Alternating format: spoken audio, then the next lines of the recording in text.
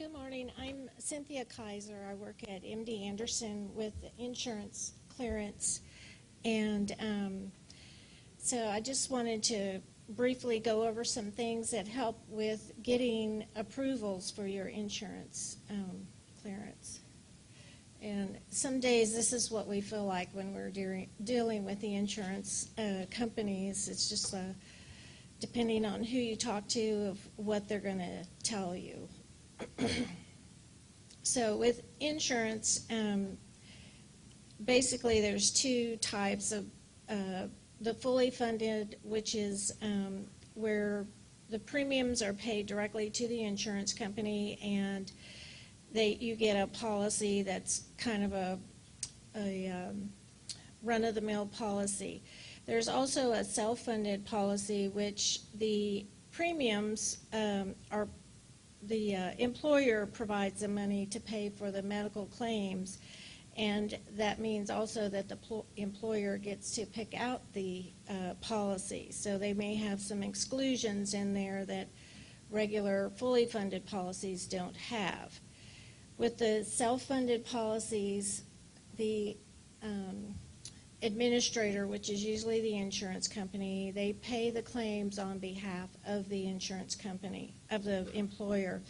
So when you appeal for a self-funded group, you have to go through the HR department, and they are the ones that can approve exceptions for coverage.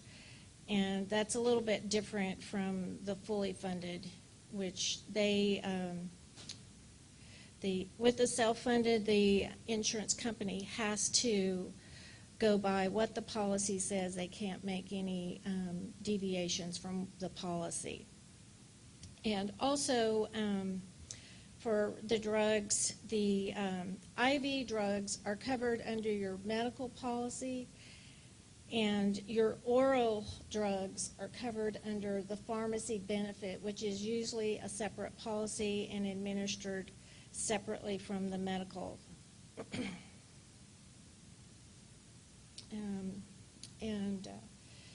So with the Affordable Care Act, that has helped with some of the lesser-known diseases and drugs, especially with their associated with a clinical trial. And with a clinical trial, the Affordable Care Act prevents the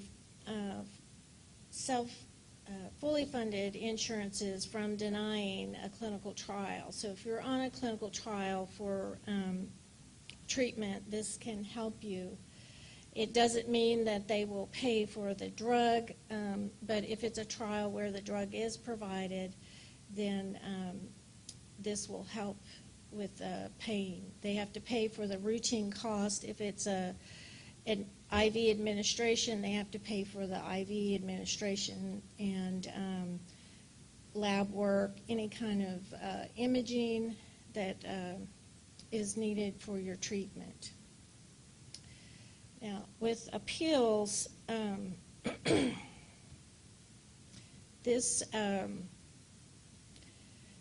when you get a denial, you'll get a letter from the insurance company denying, and it will give you instructions on how to submit an appeal. And usually it's just the first time you get the denial, it's just a straightforward denial.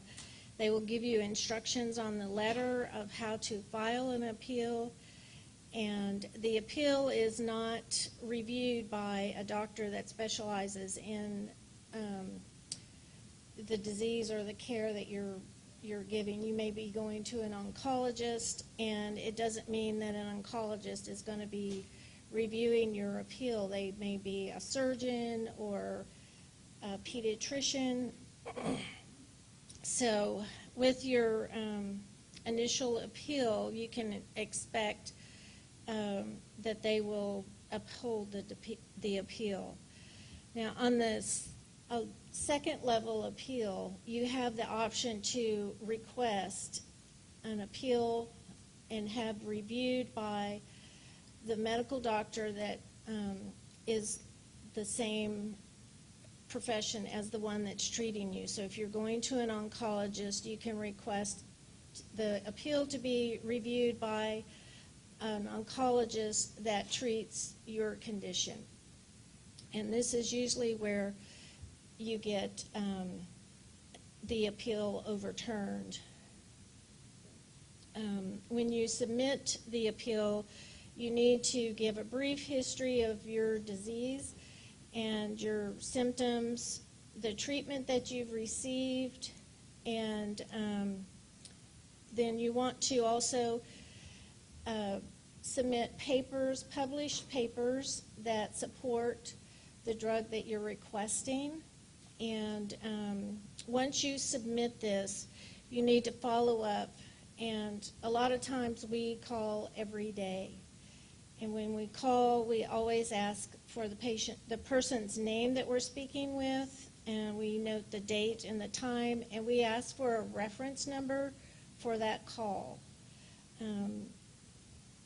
Also, there are some assistance programs from the drug companies that will help with providing the drugs, but most of these assistance programs require that you go through 2 levels of appeals.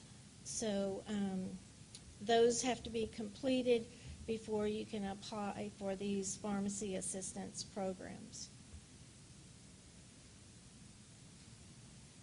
Also, I like to, oops, too far. I like to include a picture of you and your family with your appeal. It makes it more personal. And this is a copy of just the appeal template that we use when we appeal for coverage. The first is just telling them what we're requesting, and then the second paragraph is just a brief history of your disease and how it has affected you and your treatment that you receive. And then also with this, you send in the documents that support why you're asking for this. If there's published documents of how the drug has helped other people and how it works.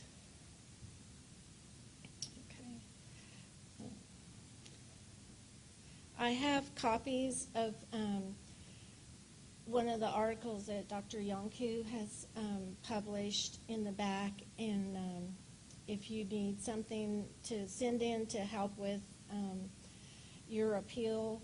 Also, you know, if you contact me by email, I'll be happy to help you with any other questions that you have regarding the appeal process. Does anybody have any questions? Yes.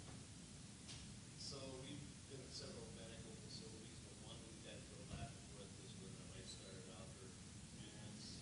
It was a little small community hospital up in Minnesota. Mm-hmm. We always deal with billing issues, and obviously we work with insurance companies. So when you get down to the nitty-gritty, you finally get to the person in charge of submitting these bills to the insurance company. I got the weirdest answer from this facility, which is Olmsted Medical. It's a private held hospital up in Minnesota. Her comment, and it was a young lady that, or not young, but a young woman that had submitted all these bills. She said, "We're doing you a favor, Mr. Luttrell, by submitting your bills to the insurance company." Now, I got a question for you. Who would say something like that, and when is that even logical? How could we as patients submit our bills to the insurance provider? Who would say that, and why? Well, I can't speak to her. I mean, we have But you guys submit them, correct? we submit the claims to the insurance companies so that we can get paid. Absolutely, correct. We like to get paid, yes. So Yeah, I don't know you know how to answer, but I'm just there's that type of insanity out in this world that Right. some people run across, and I still haven't figured out how that even happens. Right. And, you'll get comments like that from people, but, you just have to ignore them. You're in the wrong Could be.